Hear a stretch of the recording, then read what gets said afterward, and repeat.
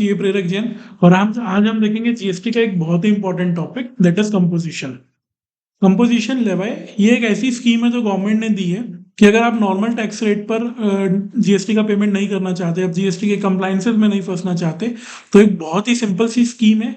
इसके अंदर आप अपने आप को रजिस्ट्रेशन करवा सकते हैं और इसके अंदर आप टैक्स का पेमेंट कर सकते हैं। लेकिन कंपोजिशन लेवाई में आने के लिए कुछ चीजें आपको छोड़नी भी पड़ती है। Like for an example, denial of ITC.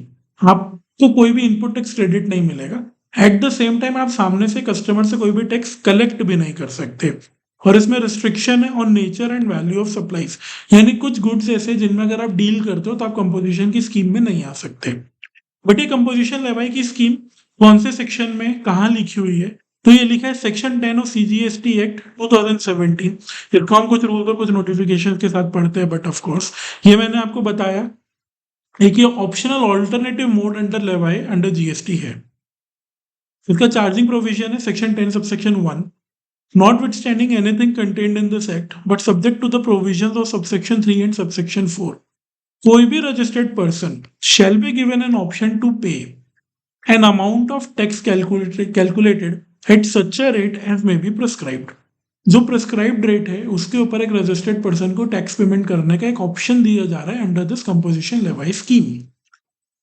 मैंने एक ये लाइन छोड़ी बीच में, in lieu of tax payable under section 9, यानी सेक्शन 9 के अंदर जो आप टैक्स पेमेंट करते हो उसके अलावा, तो सेक्शन 9 के अंदर आप कौन सा टैक्स का पेमेंट करते हो? उसके अंदर आप रेगुलर स्कीम में, जब रेगुलर आप जीएसटी का रजिस्ट्रेशन करवाते हो तो आईटीसी कस्टमर, आप जब सप्लाई किसी से खरीदते हो तो आपको आईटीसी मिलता है, वो भी कलेक्ट करते हो, वो भी आपको मिलता है।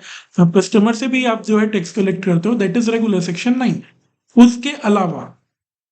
उसके अलावा इन लिeu ऑफ सेक्शन 9 यानी सेक्शन 9 सीजेस टू अप्लाई। जब आप कंपोजिशन में रजिस्ट्रेशन करवाते हो, सेक्शन 9 अब आपके ऊपर एप्लीकेबल नहीं है। कंपोजिशन जो है यहाँ पे पैन बेस होता है, जीएसटीआईएन बेस नहीं होता है। आपके मल्टीपल जीएसटी नंबर्स हो सकते हैं, लेकिन कंपोजिशन स्कीम के लिए हम टर्नओवर कैलकुलेट करते हैं, एग्रीगेट टर्नओवर, तो वो होती है आपकी पैन बेस। और ये ऑप्शन जो है बिल्कुल कंडीशनल है, एब्सोल्यूट नहीं है। इसमें थ्रेशोल्ड लिमिट्स बता देता हूँ, कब कब आप कंपोजिशन लेवाई के अंदर आ सकते हो, कब आप कंपोजिशन लेवाई के लिए एलिजिबल नहीं हो। तो कुछ जनरल स्टेट्स मैंने पहले भी बताया था, जीएसटी रजिस्ट्रेशन के लिए भी जनरल स्टेट्स और स्पेशल कैटेगरी स्टेट्स होते हैं। 40 lakhs is the limit for general states in case when you are dealing with goods. 20 lakhs जब आप सर्विस में डील करते हो, और वहीं जब आप स्पेशल कैटेगरी स्टेट्स में आ जाते हो तो लिमिट हो जाती है आपकी आधी। गुड्स के केस में 20 lakhs और सर्विसेज के केस में 10 lakhs। वैसे यहाँ पे भी टर्नओवर लिमिट है। अगर आपकी टर्नओवर लिमिट जनरल स्टेट्स के केस में when you are dealing in goods, अगर वो 1.5 क्रॉस करती है तो आप कंपोजिशन के अंदर नहीं आ सकते। तो स्पेशल कैटेगरी स्टेट्स में वही आधी हो जाती है 75 lakhs। अभी स्पेशल कैटेगरी स्टेट्स कौन कौन से? अरुणाचल प्रदेश, मणिपुर, मेघालय, मिजोरम, नागालैंड, सिक्किम, त्रिपुरा, उत्तराखंड। अगर ये स्पेशल कैटेगरी स्टेट्स के अंदर आप हो, इनके अंदर आपका जीएसटी नंबर रजिस्टर्ड है, तो आपके ऊपर जो है टर्नओवर लिमिट 75 lakhs की हो जाएगी। अदरवाइज आपकी turnover limit up to 1.5 CR हो सकती है। टर्नओवर हम देखते हैं प्रीसीडिंग फाइनेंशियल ईयर की, पिछले साल की आपकी टर्नओवर देखी जाएगी, लास्ट फाइनेंशियल ईयर में आपकी कितनी टर्नओवर थी।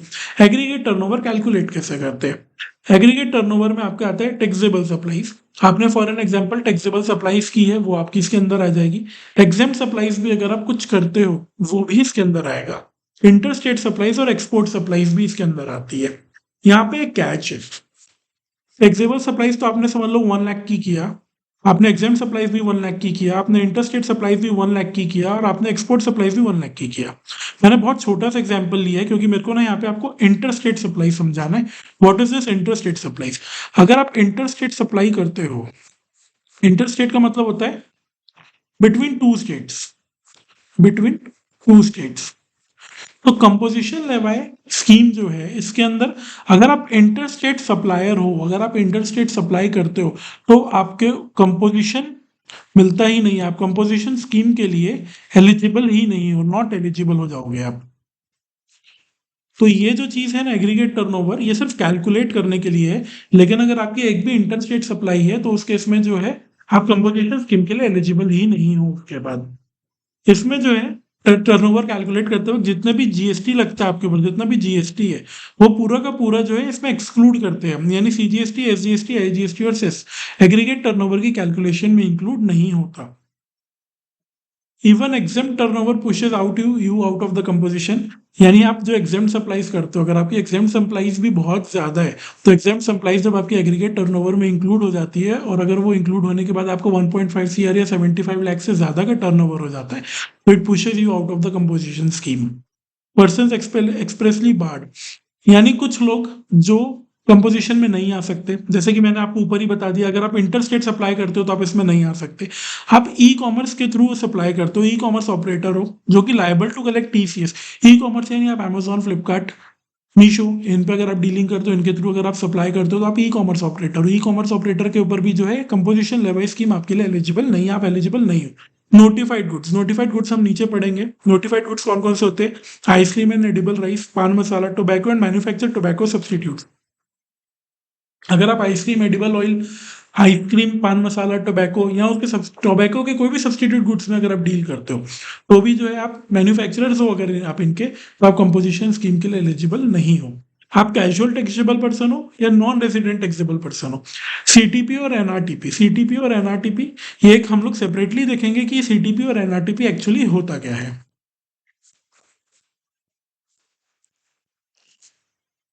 अगर आपके ऊपर एक भी डिस्क्वालिफिकेशन लग गई, एक भी ट्रांजेक्शन में अगर आप आ गए, तो आप जो कंप्लीटली डिस्क्वालीफाई हो जाते हो from the composition scheme. Notified goods मैंने आपको बता दिया, कंप्लीटली बाहर हो। अगर आप मैन्युफैक्चरर हो या सप्लाई करो, डजेंट मैटर। आप आइसक्रीम, आप एडिबल ऑयल, आप पान मसाला, टोबैको या कोई भी टोबैको के सब्सटीट्यूट का मैन्युफैक्चरिंग या सप्लाई नहीं कर सकते, करते हो तो आप जो कंपोजिशन स्कीम से बाहर हो जाते हो।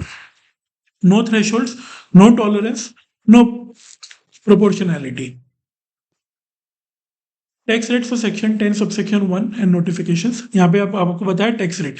मैंने आपको ये तो बता दिया कि आपको सेक्शन 9 के अंदर नॉर्मल टैक्स रेट यानी 18% या 5% या 28% पे तो आपको टैक्स का पेमेंट नहीं करना। लेकिन किस रेट पे मेरे को टैक्स का पेमेंट करना है उसके बाद, अगर आप मैन्युफैक्चरर हो, if you are a manufacturer, तो आपको 1% of your aggregate turnover in preceding financial year जो आपका था, आपको 1% पर जो है अपनी टर्नओवर का 1% आपको टैक्स का पेमेंट करना है। अगर आप ट्रेडर हो तो भी 1% रहेगा। लेकिन आप रेस्टोरेंट सर्विसेज प्रोवाइड करो रेस्टोरेंट का, जहाँ पे अल्कोहल सर्व नहीं होता, तो 5% हो जाएगा। तो अगर आप कोई भी अदर सर्विस प्रोवाइडर हो तो ये 6% हो जाएगा।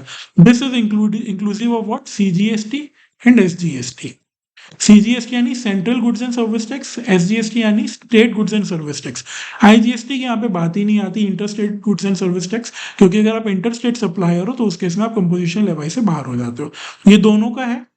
यानी इसमें क्या हुआ, 0.5% तो हो गया आपका सीजीएसटी, 0.5% हो गया एसजीएसटी। सेम यहाँ पे हो जाएगा, यहाँ पे 2.5 हो जाएगा, और यहाँ पे 3 और 3 हो जाएगा। ये हो गया आपका सीजीएसटी का पार्ट, ये हो गया आपका एसजीएसटी का पार्ट। रेट जो आपकी टर्नओवर पर अप्लाई होता है, वैल्यू एडिशन पर नहीं। Supply of services by trader या manufacturer. Now for an example, आप करते हो सप्लाई या आप हो मैन्युफैक्चरर,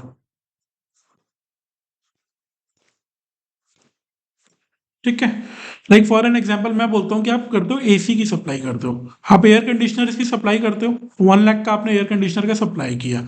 अब आप क्या करते हो, एसी का इंस्टॉलेशन का सर्विस भी देते हो, आप उसके ऊपर जो है 5,000 रुपीज आपने उससे भी अर्न किया। तो आप क्या कर रहे हो, सर्विसेज भी दे रहा है कौन? ट्रेडर या मैन्युफैक्चरर। तो ये रूल 7 इसके बारे में बात करता है, और ये बहुत ज्यादा जो है इंपॉर्टेंट है, बहुत लोग इसको मिस करते हैं। अब ये सर्विस कैसी होनी चाहिए? ये होनी चाहिए आपकी इंसिडेंटल सर्विस। इंसिडेंटल सर्विस यानी नेचुरली कंबाइंड सर्विस। लाइक आप एसी का सप्लाई करते हो तो आप एसी का इंस्टॉलेशन का सर्विस दे रहे हो। आप फ्रेट कलेक्ट करते हो, आप गाड़ियां ट्रांसपोर्टेशन का काम है आपका, फ्रेट आप कलेक्ट करते हो, आप उसमें लोडिंग एंड अनलोडिंग की सर्विसेज दे रहे हो। यानी कि नेचुरली कनेक्टेड सप्लाई होनी चाहिए आपकी, एंसिलरी या subordinate to principal supply of goods. Principal supply क्या था मेरा? एसी। उसका क्या है? एंसिलरी या सबऑर्डिनेट क्या है, या नेचुरली बंडल क्या है? उसका इंस्टॉलेशन। तो वो आप कर सकते हो, not an independent line of business. यानी ऐसा नहीं होना चाहिए कि आप एसी का तो आप बिजनेस कर रहे हो और सर्विसेज आप दे रहे हो कंसल्टेंसी का, तो वो चीज नहीं है, वो दोनों बिल्कुल भी कनेक्टेड नहीं है, नेचुरली बंडल्ड नहीं है। तो यहाँ पे होना चाहिए नेचुरली कनेक्टेड होना चाहिए। Charge because goods are supplied, not vice versa. If goods are removed, the service cannot stand alone, it is incidental। इसका मतलब अगर मैंने सर्विस, फॉर एन एग्जाम्पल, मैं गुड्स तो सप्लाई नहीं कर रहा, गुड्स में तो मैं डील ही नहीं कर रहा, तो मैं सर्विस किस बेस पे दे रहा हूँ? मैं इंस्टॉलेशन की ही सर्विस दे रहा हूँ, तो मैं सर्विस प्रोवाइडर हूँ। मेरा एसी के साथ सर्विस जा रहा है, तो उस केस में ये रूल 7 उसके ऊपर एप्लीकेबल होता है। एग्जाम्पल मैंने लिया installation, AC, packing, freight, loading unloading, handling, warranty, after sale service. After sale service is a very nice example of this rule 7। General rule 7 क्या हुआ? ट्रेडर और manufacturer can not supply services. ये general rule है, लेकिन इसका exception create करता है rule 7, यानी ट्रेडर या मैन्युफैक्चरर भी सप्लाई ऑफ सर्विसेज कर सकता है, लेकिन इसकी एक लिमिट है। लिमिट क्या है? लिमिट इसकी 10% ऑफ टर्नओवर। आपका जो भी स्टेट है या जो भी यूनियन टेरिटरी है, उस स्टेट के अंदर जो भी आपकी टर्नओवर है उसका 10% और ₹5 lakhs, whichever is higher, whichever is higher यहाँ पे लेते हैं। ठीक है।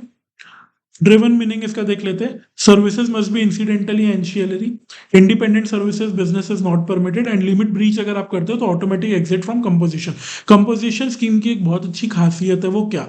अगर आपने एक भी चीज का ब्रीच किया, एक भी चीज का वायलेशन किया, you are out of the composition scheme. आप उसी दिन से कंपोजिशन स्कीम के बाहर हो जाते हो। इसका एग्जाम्पल है, जैसे कि गुड्स की टर्नओवर तो मेरी 90 lakhs है, गुड्स की टर्नओवर मेरी 90 lakhs है, सर्विस इनकम मेरा 4 lakhs है। तो मेरा 90 lakhs मेरा टर्नओवर है, यानी मैं इसका कैलकुलेट करूंगा 10%, यानी 9 lakhs हो गया। सर्विस इनकम मेरा 4 lakhs है, 4 lakhs है, तो मैं 9 lakhs और 5 lakhs whichever is higher कर सकता हूँ। तो 9 lakhs तक कर सकता हूँ। कर कितना रहा हूँ? 4 lakhs कर रहा हूँ, तो बिल्कुल अलाउड है, कहीं कोई दिक्कत नहीं है। गुड्स की टर्नओवर 45 lakhs है, इसका 10% करूंगा तो कितना आएगा? 4.5 lakhs। और कितना कर सकता हूँ यहाँ? 5 lakhs, whichever is higher. 4.5 lakhs और 5 lakhs whichever is higher, यानी मैं 5 lakhs तक की सर्विस प्रोवाइड कर सकता हूँ। सर्विस इनकम कितनी है? 5 lakhs। बिल्कुल अलाउड है, कोई दिक्कत नहीं है। अब डिसअलाउ कब होता है? मेरी गुड्स की टर्नओवर तो हो गई 70 lakhs। 70 lakhs यानी 10% ऑफ 70 lakhs यानी 7 lakhs। 7 lakhs और 5 lakhs whichever is higher. 7 lakhs आया हायर, यानी मैं 7 lakhs रुपीज तक का सर्विस प्रोवाइड कर सकता हूँ। सर्विस प्रोवाइड कितने का कर दिया? 8 लाख का। कर कितना सकता था? 7 lakhs। कर कितना दिया? 8 लाख का। ये क्या हो गया? डिसअलाउ हो गया, यानी कंपोजिशन इनवैलिड हो गया, मेरा डेट ऑफ ब्रीच हो गया, और इसी दिन से मैं कंपोजिशन स्कीम के बाहर हो जाऊंगा। कंपोजिशन स्कीम अभी तक जो हमने देखा वो था composition scheme for supply of goods, जब आप गुड्स में डील करते हो, स्पेसिफिक गुड्स में डील करते हो, मैन्युफैक्चरिंग कर रहे हो या ट्रेडिंग कर रहे हो, साथ में अगर आप सर्विस प्रोवाइड करते हो तो रूल 7। अब हम देखेंगे composition for specific for service provider. जब आप एक सर्विस प्रोवाइडर हो, उस केस में आपकी लिमिट क्या होती है? सेपरेट इंडिपेंडेंट स्कीम है। कंडीशंस के aggregate turnover, same aggregate turnover वैसे कैलकुलेट होती है। टैक्सेबल आपका सप्लाई पकड़ लो, एग्जेम्प्ट सप्लाई पकड़ लो, इंटरस्टेट सप्लाई पकड़ लो, ये सारी चीजें आपकी जोड़कर एग्रीगेट टर्नओवर निकलती है। आपकी एग्रीगेट टर्नओवर 50 लाख रुपीज और लेस होनी चाहिए, तो आप कंपोजिशन के अंदर हो, अदरवाइज आप कंपोजिशन के अंदर नहीं आ सकते। सेम चीज, आप टैक्स कलेक्ट नहीं कर सकते, आप आईटीसी नहीं ले सकते, और आप कोई भी इंटर स्टेट आउटवर्ड सप्लाई नहीं कर सकते। जो ऊपर कंडीशंस थी सेम कंडीशन यहाँ पे, बट टर्नओवर की लिमिट चेंज हो गई। वहाँ पे 1.5 CR for general states and 75 lakhs for special category states था। यहाँ पे एक ही लिमिट है 50 lakhs। 50 lakhs या उससे कम, उससे ज्यादा नहीं। कौन कौन कवर होता है इसमें? इसमें कंसल्टेंट आएंगे, आर्किटेक्ट्स आएंगे, स्मॉल प्रोफेशनल्स आएंगे, आईटी फ्रीलांसर्स आएंगे। इसमें सारे जो लोग प्रोफेशन सर्विस प्रोवाइड करते हैं वो सारे इसमें कवर हो जाते हैं। एब्सोल्यूट रिस्ट्रिक्शंस, यानी आप कंपोजिशन में आ ही नहीं सकते। मतलब कंपोजिशन डीलर इन चीजों को कर ही नहीं सकता। क्या? जीएसटी मैंने बताया, आप आउटवर्ड सप्लाई पे जीएसटी कलेक्ट नहीं कर सकते, आप आईटीसी नहीं ले सकते, आप एक टैक्स इनवॉइस नहीं बना सकते, आपको इंटरस्टेट आउटवर्ड सप्लाई नहीं कर सकते, आप ई कॉमर्स ऑपरेटर के थ्रू काम नहीं कर सकते। सीटीपी एनआरटीपी आता है, कैजुअल टैक्सेबल पर्सन और नॉन रेजिडेंट टैक्सेबल पर्सन, अगर आप वो हो तो भी आप कंपोजिशन में नहीं आओगे।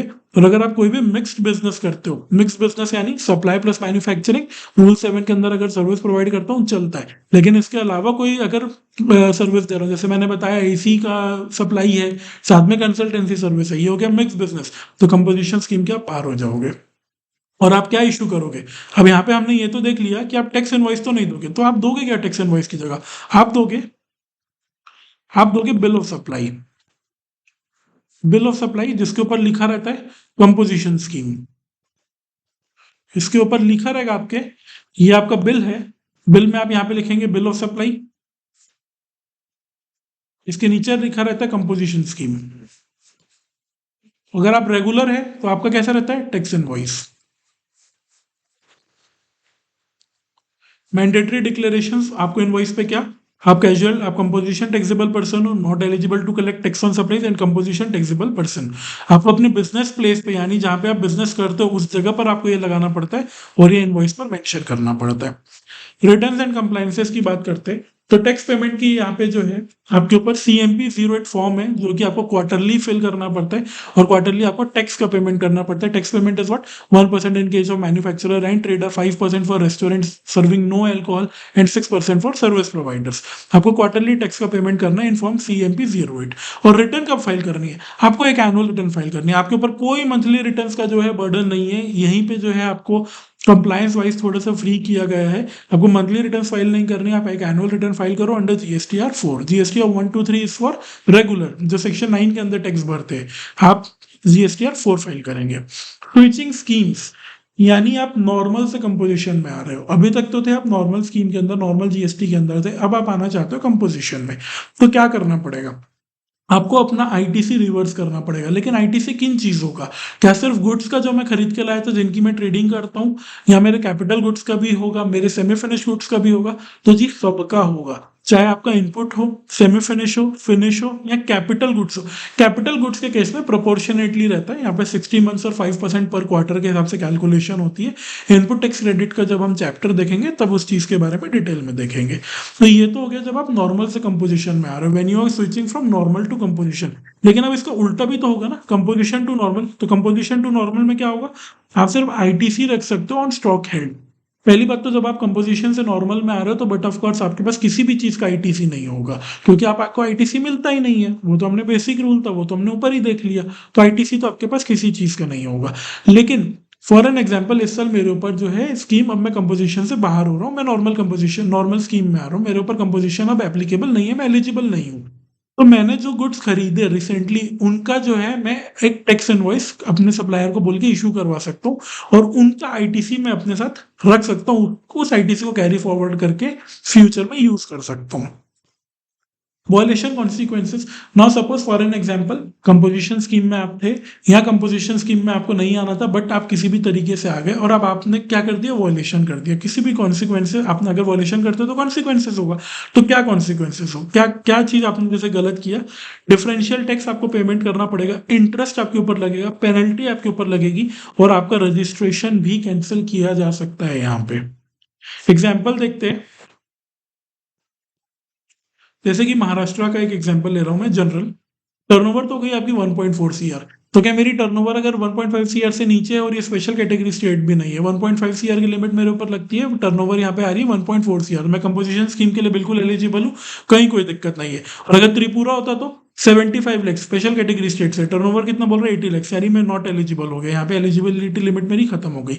Delhi service provider, service provider के केस में स्पेशल कैटेगरी स्टेट जैसी कोई चीज नहीं है। सर्विस प्रोवाइडर 50 लाख या उससे कम का अगर मेरा सर्विस प्रोवाइडिंग टर्नओवर है तो मैं बिल्कुल एलिजिबल हूँ फॉर कंपोजिशन स्कीम। मेरी टर्नओवर कितनी बोल रहे हैं यहाँ पे? 48 लाख। एलिजिबल हूँ क्या? जी बिल्कुल एलिजिबल हूँ।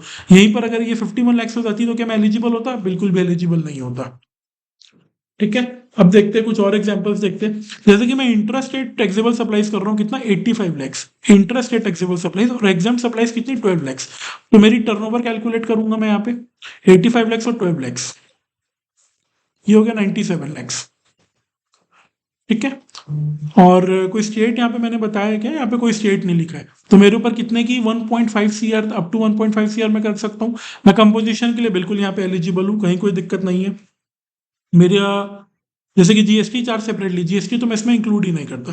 Taxable supplies 85, exam supplies 12 lakhs, aggregate turnover 97 lakhs, वही मैंने यहाँ पे लिखा। GST रजिस्ट्रेशन तो करना मैंडेटरी हो गया, रीजन बिंग गुड्स के केस में 40 लैक्स, अदरवाइज सर्विसेज के केस में 20 लैक्स। तो यहाँ पे एक्सीड कर रहा हूँ 20 लैक्स, तो मैं मैंडेटरीली GST में रजिस्टर करवाऊंगा। कंपोजिशन स्कीम के लिए भी एलिजिबल हूँ क्योंकि मेरी aggregate turnover is less than 1.5 crore और कोई इंटरस्टेट सप्लाई नहीं है और कोई बाट गुड्स में भी मैं डील नहीं कर रहा हूँ। बाट गुड्स यानी पान masala, tobacco, ice cream, palm oil वाला। इंटरस्टेट सप्लाई, इंटरस्टेट यहीं से पता चलता है कि कंपोजिशन के लिए तो मैं एलिजिबल ही नहीं हूँ। Interstate 60 lakhs, interstate 20 lakhs, freight charge separately 3 lakhs, 60 plus 22 ये हो गया 88 lakhs, 88 plus 3 85 lakhs, 85 lakhs aggregate turnover हो गया। GST रजिस्ट्रेशन तो मेरे को मैंडेटरी करवाना ही पड़ेगा, लेकिन कंपोजिशन स्कीम के लिए मैं एलिजिबल नहीं हूँ। रीजन बिंग मैंने बताया आपको क्या, इंटरस्टेट टैक्सेबल सप्लाईज आप कर रहे हो, इंटरस्टेट सप्लाई कर रहे हो आप, कंपोजिशन के लिए एलिजिबल ही नहीं हो। रीजन यहाँ पे वही लिखा, interstate outward supplies prohibited. Export कर रहे हो under zero rated but included. Domestic taxable supply 55, export कर रहे हो 35 लैक्स। आईजीएसटी ये तो आप एग्रीगेट टर्नओवर के लिए कैलकुलेट ही नहीं करोगे, 55 प्लस 35 आपका 90 लैक्स। जीएसटी रजिस्ट्रेशन आपका मैंडेटरी। एक्सपोर्ट्स और taxable supplies composition scheme eligibility नहीं होगा। रीजन भी, आपका जो एक्सपोर्ट है वो इंटर स्टेट सप्लाई में आता है। Inter state is with in state, inter state यानी आउट ऑफ द स्टेट। आप स्टेट के बाहर कहीं भी सप्लाई करो, भले ही आप देश के बाहर करो, that comes under inter state, तो आप एलिजिबल नहीं होगे। Multiple GST under same pan, एक पैन के अंदर मल्टीपल जीएसटी नंबर्स हो सकते हैं, ठीक है। तो मेरी महाराष्ट्र से टैक्सेबल सप्लाईज 48 लैक्स, कर्नाटका से taxable supplies 42 lakhs, exempt supplies 5 lakhs. Aggregate turnover मैं कैसे कैलकुलेट करता हूँ, pan wise but not GST wise. 48 plus 42 plus 5 aggregate turnover 95 lakhs, यानी जीएसटी रजिस्ट्रेशन तो हो गया मैंडेटरी। 1.5 सीआर से नीचे है, यानी मैं जो है यहाँ पे कंपोजिशन स्कीम के लिए भी एलिजिबल हूँ, जीएसटी भी मैंडेटरी है। GST number opting together, no interstate no part goods, ठीक है। ये वाला एग्जाम्पल भी देख लेते हैं। Trader plus incidental services, trader plus incidental services यानी रूल 7। गुड्स टर्नओवर कितना 70, इंस्टॉलेशन सर्विसेज यानी 6 lakhs, GST collected 1,08,000। Aggregate turnover calculate करने के लिए मैं जीएसटी को इग्नोर कर दूंगा। गुड्स का turnover 70 lakhs, installation 6 lakhs, total कितना हुआ 76 लैक्स का मेरा एग्रीगेट टर्नओवर। 76 लैक्स का 10% और 5 lakhs whichever is higher, कितना हुआ 7.6 लैक्स। सर्विसेज कितने की प्रोवाइड कर रहा हूँ 6 लैक्स की, यानी विद इन लिमिट है, विद इन लिमिट हुआ, तो यानी कंपोजिशन के लिए तो मैं एलिजिबल हूँ। और 76 लैक्स की टर्नओवर है, इसका मतलब जीएसटी भी मैंडेटरी है, जीएसटी रजिस्ट्रेशन मैंडेटरी, कंपोजिशन के लिए एलिजिबल। टर्नओवर 7.6 लैक्स आ जाएगा, 10% ऑफ टर्नओवर 5 लैक्स और 10% whichever is higher 7.6 lakhs. Service income 6 lakhs, यानी विद इन लिमिट हो गया आपका। Eligibility depends on nature of services, वो मैंने आपको ऊपर ही बता दिया। अगर वो इंडिपेंडेंट या रेगुलर है तो कंपोजिशन नहीं आता है, अदरवाइज कंपोजिशन यहाँ पे आ जाता है। बिलो थ्रेशोल्ड, बिलो थ्रेशोल्ड यानी जहाँ पे रजिस्ट्रेशन की रिक्वायरमेंट ही नहीं है। Taxable supply 16.5, exempt 2 lakhs, total हो गया 18.5। जीएसटी रजिस्ट्रेशन आपके ऊपर मैंडेटरी नहीं है। अब वॉलेंट्री अगर चाहो तो यहाँ पे रजिस्ट्रेशन ले सकते हो, वॉलेंट्री रजिस्ट्रेशन आप यहाँ पे ले सकते हो, अदरवाइज आपको यहाँ पे जीएसटी रजिस्ट्रेशन की कोई जरूरत नहीं है। और कंपोजिशन भी आप चाहो, वॉलेंट्री अगर चाहो तो आप करवा सकते हो, कहीं कोई दिक्कत नहीं है। एक क्विक समरी यहाँ पे देख लेते हैं अपन, क्विक समरी देख लेते हैं। Taxable plus exempt, aggregate turnover 97 lakhs, 40 lakhs या 20 लैक्स क्रॉस कर रही है, रजिस्ट्रेशन मैंडेटरी। कंपोजिशन में आ सकता हूँ क्या 1.5 सीआर, बिल्कुल आ सकता हूँ। इंटर स्टेट सप्लाई, कंपोजिशन तो पहले ही कैंसिल हो गया, 85 lakhs, registration mandatory. Export services दे रहा हूँ यानी इंटर स्टेट, कंपोजिशन तो फेल हो गया, 90 लैक्स यानी रजिस्ट्रेशन के लिए यस। मल्टीपल जीएसटी नंबर्स है, कहीं कोई दिक्कत नहीं, मल्टीपल जीएसटी नंबर हो सकते हैं, इंटर स्टेट नहीं होना चाहिए, कंपोजिशन के लिए यस है। 95 लैक्स अगर मेरी टर्नओवर है तो रजिस्ट्रेशन भी मैंडेटरी हो गया। ट्रेडर प्लस सर्विसेज, अगर इंसिडेंटल है, अगर इंसिडेंटल है अप टू 1.5 सीआर टर्नओवर है और मेरा 10% of turnover, aggregate turnover 10% of turnover और 5 lakhs whichever is higher तक है, तो जो है कंपोजिशन होगा ये, इसलिए डिपेंड्स हो गया। 76 लैक्स यानी रजिस्ट्रेशन तो हो गया मैंडेटरी। बिलो थ्रेशोल्ड यानी 18.5 लैक्स हो गया, तो रजिस्ट्रेशन जरूरी नहीं है, कंपोजिशन भी नहीं है, वॉलेंट्री आप चाहो तो बिल्कुल करवा सकते हो। तो मेरा नाम सीए प्रेरक जैन, आप देख रहे थे फाइनेंस विद सीए प्रेरक। Thank you so much. पहले भी बोला था मैंने, जीएसटी एक लॉजिक है, एक इमोशन नहीं है। और कंपोजिशन स्कीम के अंदर तो अगर आपने एक भी ब्रीच किया तो पूरा का पूरा स्कीम जो है कोलैप्स कर जाता है। Thank you so much.